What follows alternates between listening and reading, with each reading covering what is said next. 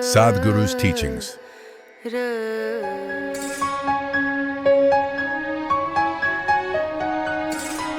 Sufficient intelligence has already flowered in you. It doesn't matter what kind of a fool you are. Sufficient intelligence has already flowered within you. If I ask you, do you want to be miserable or blissful, there is no second thought as to what is your choice. That much intelligence has flowered. That means you're good enough. That means sufficient evolution has happened. If you did not even know that, then yes, we need to work on your tail, not on your head. So people chose different ways to exercise this choice.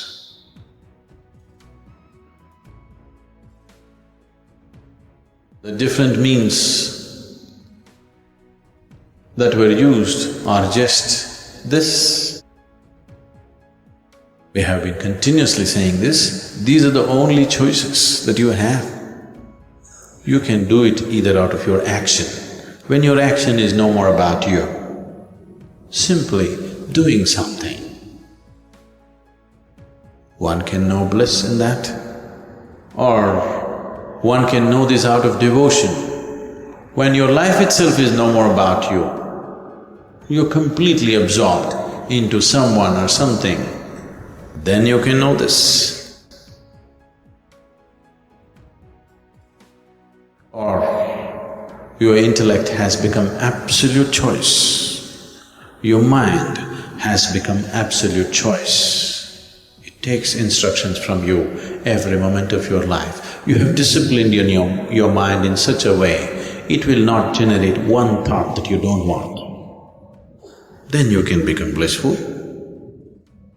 Or you transformed your very energies, you got your energy into the right kind of intensity where the amrita in the system, the ambrosia of life which is stored in certain parts of your body opened up and your very body, your very energy, your every cell in your body became sweet. That's all you have. Karma, Kriya, Jnana, Bhakti. These are the only four ways. Do it some way, whichever way. It's best that we employ all the four of them. Just in case, if your love fails, let your Kriya work. If your Kriya fails, let your karma work. If your karma fails, let your jnana work. Let something happen.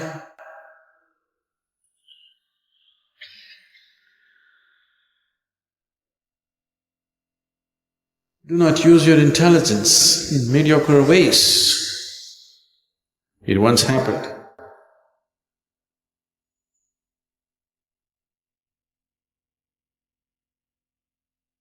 A few young boys caught a butterfly, a centipede, a beetle and a grasshopper. They took the wings of the butterfly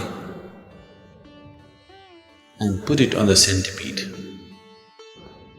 cut his legs off and put the grasshopper's legs, and cut the beetle's head and put it in the front, then created a strange creature and took it to a naturalist who was in the neighborhood with very innocent faces, just like you do. Some of you do this when you come and sit in front of me.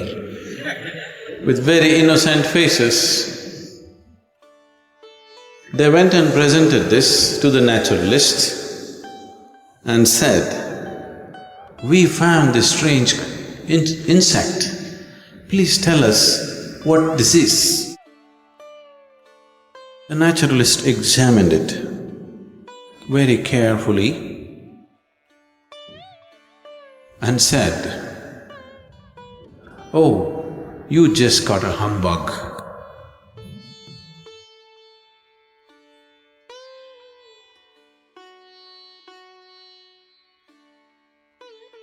This is the whole problem.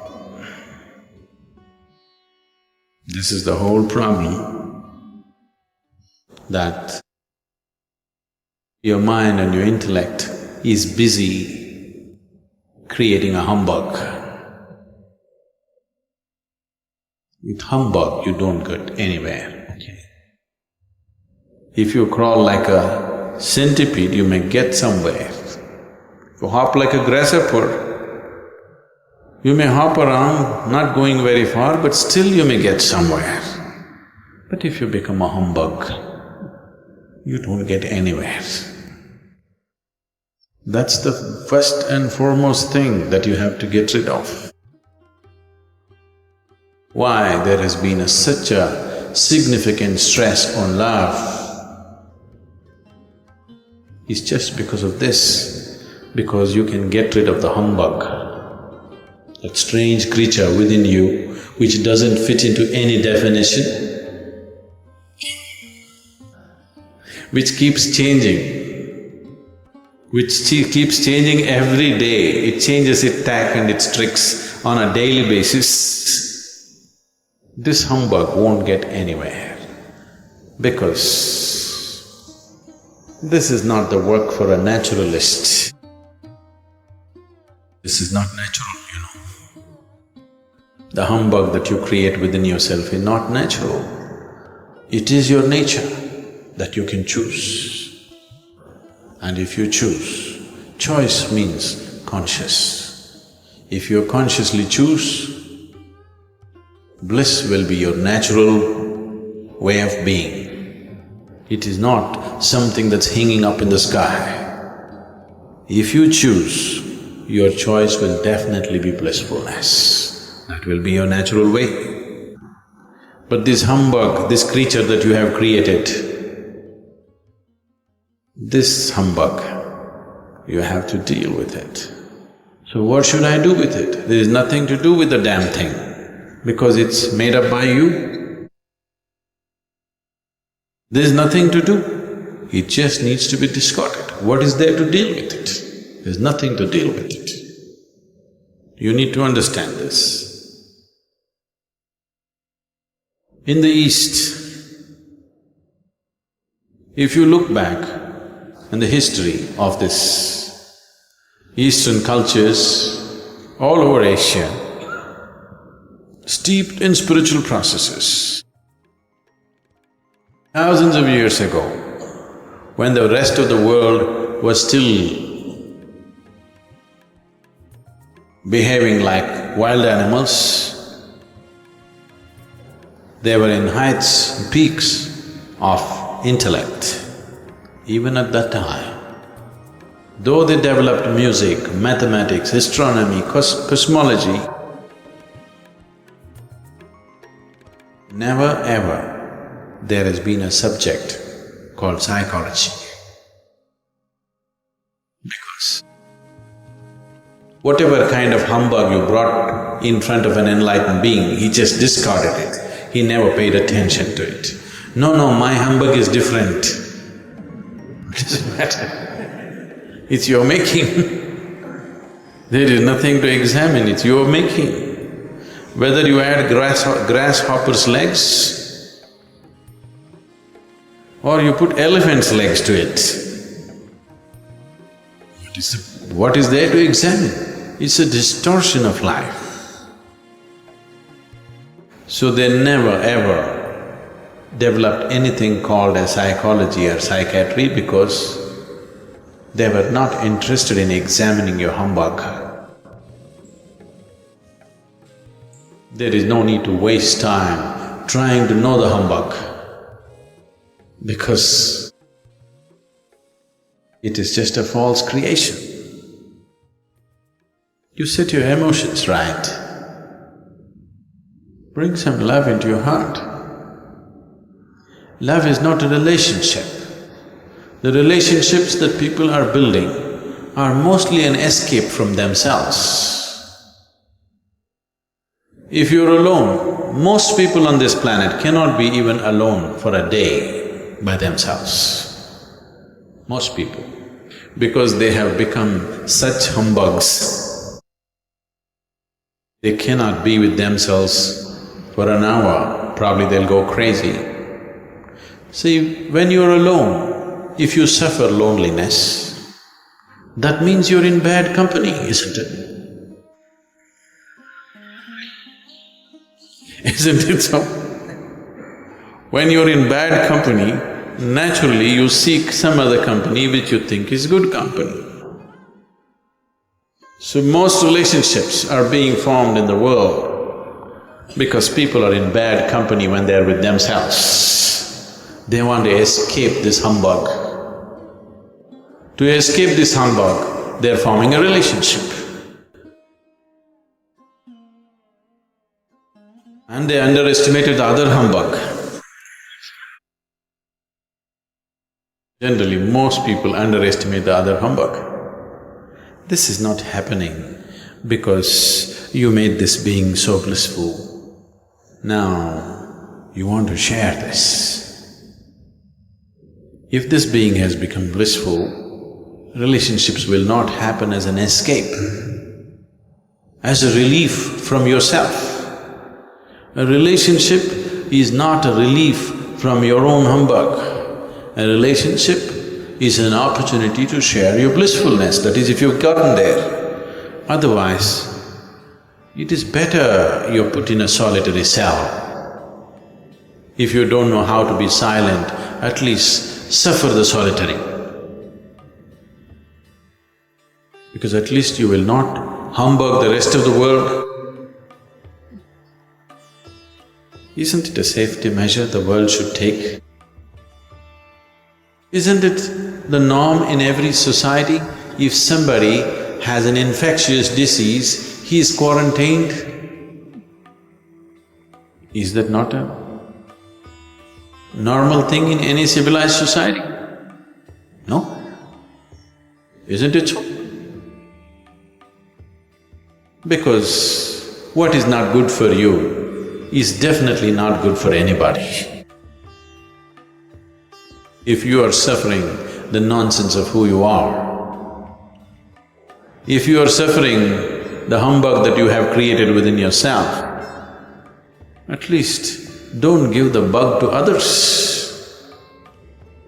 So that's what love means, that you don't give your humbug to others. You give your sweetness to others. That is why so much insistence on love, that when you meet somebody, whatever humbug you are, the sweetest part of you, only that should touch the other person, the best part of you. You are a humbug, you deal with it because it's your creation. You have no business to present your humbug to anybody else on this planet. That's what love means. Love by itself doesn't mean anything, but it is a wonderful, wonderful stepping stone to become blissful. So if you cannot manage your intellect the way you want it, this you can do. For this you just need a little discipline, that there are certain things that you don't do no matter what. You have to establish this.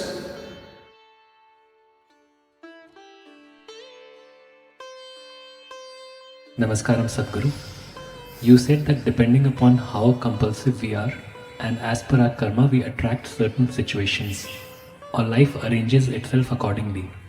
But for an enlightened being who has no karma, what determines the nature of situation he or she gets into or the way life pans out? We have seen you face some of the most challenging situations. What is the mechanics behind this?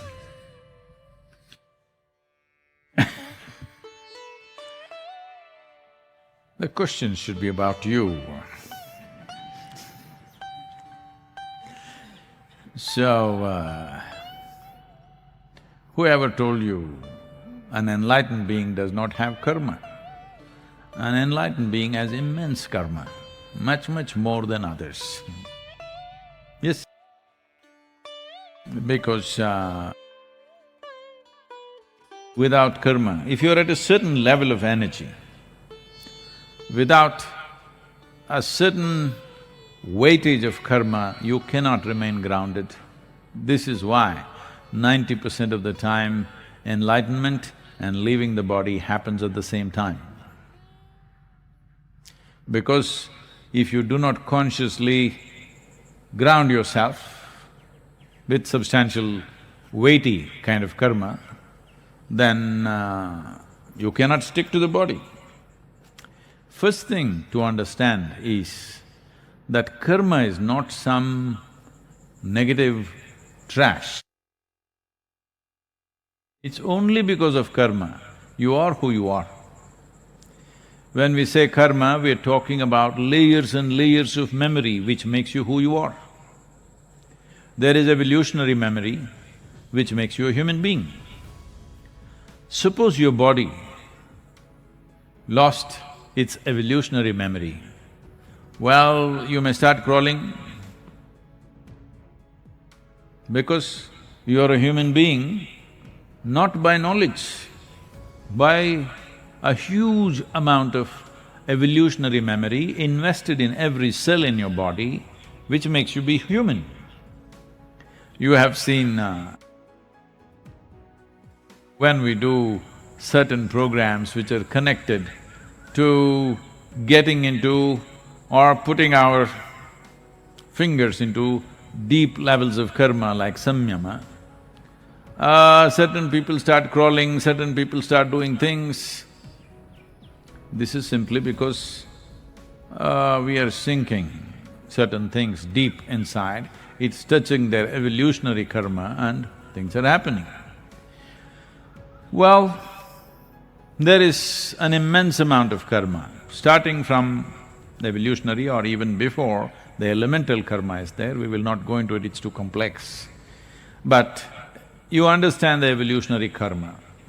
Let's say, see right now the frogs are happy in the evening for whatever reasons, they're doing quack quack. I don't know who found the connection about kissing the frog and turning them into human beings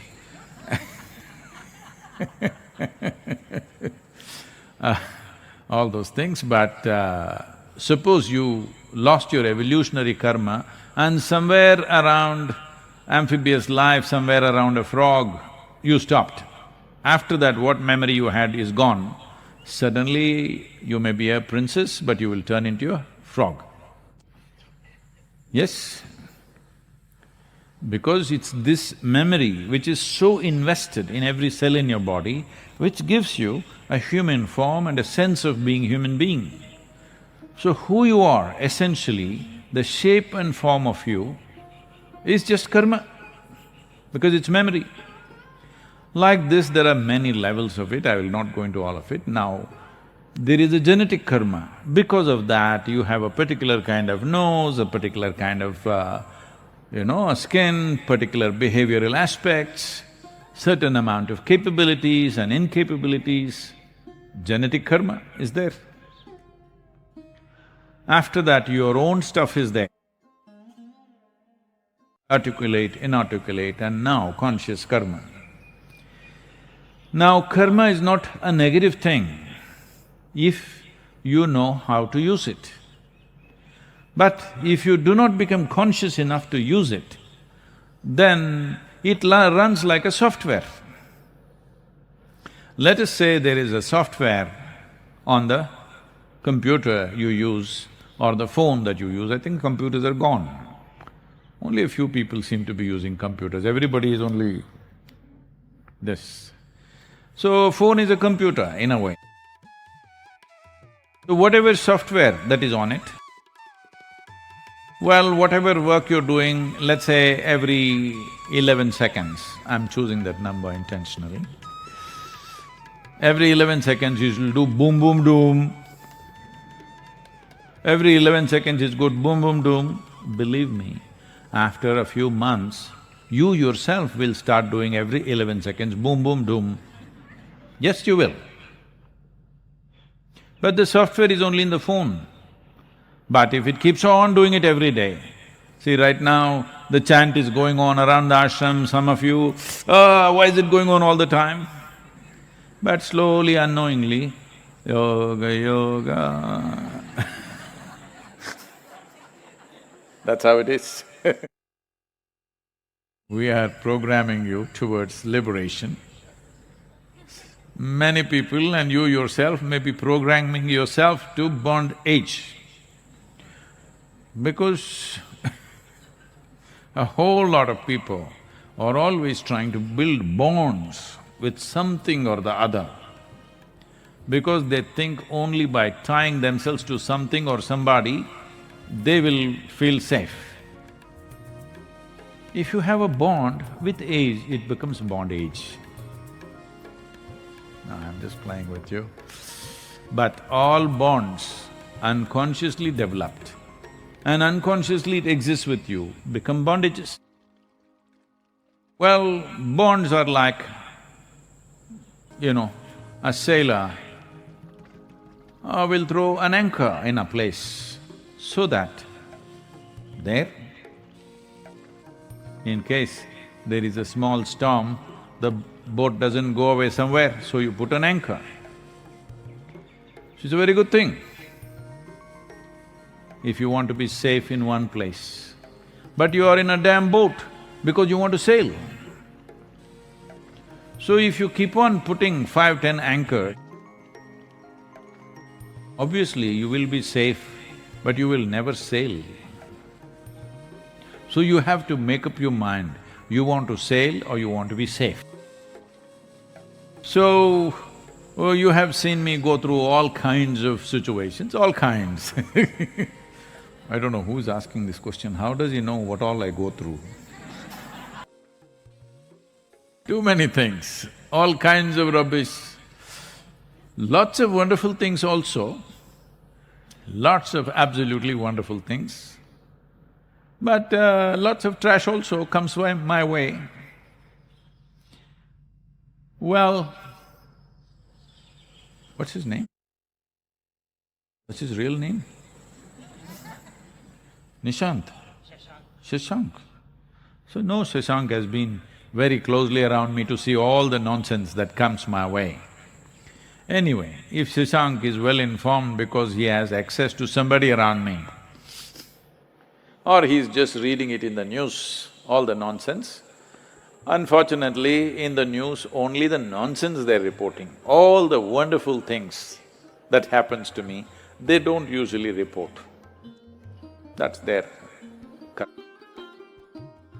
So, lots of absolutely wonderful things every day being thrown at me.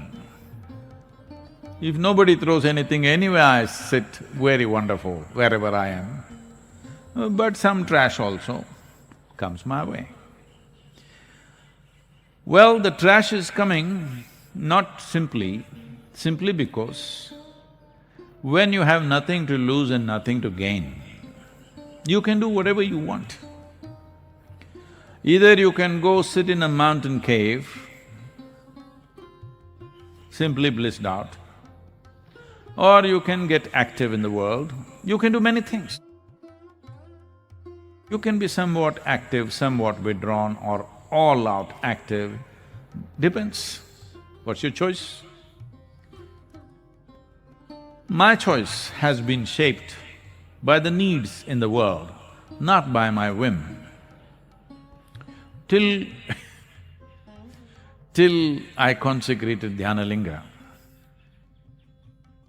there was only one intent. Because I'm somebody's slave, I don't want to tell you all those terrible things which have been beautiful to me. A man who doesn't even want to touch me with his foot, he touches me with a stick, I served that man for 3 lifetimes. So, that's a terrible story, but with fantastic results. Because I'm result-oriented, I value the result, I don't resent the touch with the stick. Many of you have these issues, that's why I'm telling you. Sadhguru didn't even look my way. He doesn't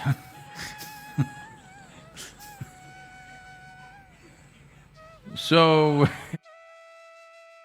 because my activity since Dhyanalinga, till then, I was not bothered about anything else, just one thing. I thought that's it, and with that I will even end. Because I had not created an intent in my mind as what I will do beyond that. So things collapsed, things happened, whatever, that's all history now, every one of you know it probably. When the body began to collapse very badly, when my basic structure got very badly damaged and became almost like what to say, little crippled, then it became like a challenge, let's see if we can get back. And there were also some absolutely wonderful and dedicated people around me who were willing to give their life if necessary.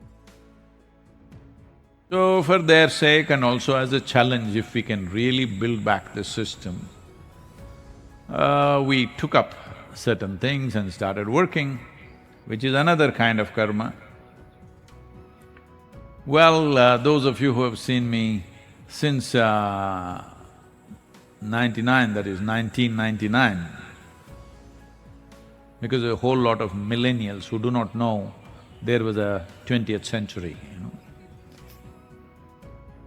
So in the year 1999, if you had seen me, and today you're seeing me, well, in terms of physical well-being, I'm leaps and bounds ahead of what I was 20 years ago. In 20 years, decline should have happened, but in 20 years, I'm way better than what I was. It's clearly visible in every way. So, once we successfully built back the system, then the question was, okay, what the hell do we do? My long-term dream, you know, that I will ride away across the world. Not a care in the world, simply full tank, open road, gone. That was the dream of that time. Even if my stomach was empty, it didn't matter. Motorcycle tank was full, road was empty, this virus time, this lockdown time, should be really nice to ride. Almost every road is like a racetrack, but I'm not allowed to ride, so So, that dream I thought, shall I revive? But all the people around me, without them I wouldn't have had the intent to go through that enormous striving that it took of almost 3 years or 3.5 years to build back the system. I wouldn't have had the intent without all these people looking hopefully at me. If I didn't have that, I wouldn't have had the intent to build it back. So then naturally got involved with people, their spiritual process. Then when you went to teach spiritual process, then you saw people are hungry, somebody is sick, nothing happening for them, so we got involved in the social process. Then we saw even if somebody is just about getting enlightened, there is not even a tree in the village, so we started planting trees to a point where people are calling me tree planter. So all this karma. But what do you think? Look at me and tell me, you think this karma is taking a toll on me? Sometimes I might not have slept well, I may look little, but does it look like it's taking a toll on me? Because I want you to understand, all of you, get this straight. The simplest way to deal with all the humongous mountains of karma that you may have, because if you have a Himalayan-sized karmic background, it's very good. That means you have a complex structure. But if this complex structure tortures you and you will use your torture to torture everybody else around you, then it's a disaster. But if you use this complexity, because complexity is needed to come out with very significant solutions. If you have no complexity, usually you're called a simple fellow in England. In India, we call them simpleton. People will have compassion for you, but no passion for you. Yes, it's a sad way to live. So now, if you want to deal with your karma, the simplest thing is, you sit here, absolute dispassion for this one, total passion for everything else. This is all. Right now the problem is people have enormous passion for their life, but they have dispassion for other people's well-being and suffering and whatever is happening. This is why right now the world is saluting the doctors and nurses who are sticking their life out there to work for somebody because they are showing passion for other lives and dispassion for themselves. This is a sure way of release. So this is all you have to do. You must reverse the equation. Too much passion for yourself, no passion for others, no. Absolute passion for every life around you, total dispassion towards yourself. You don't worry about all this karmic nonsense. You are gone. You are free from this rubbish.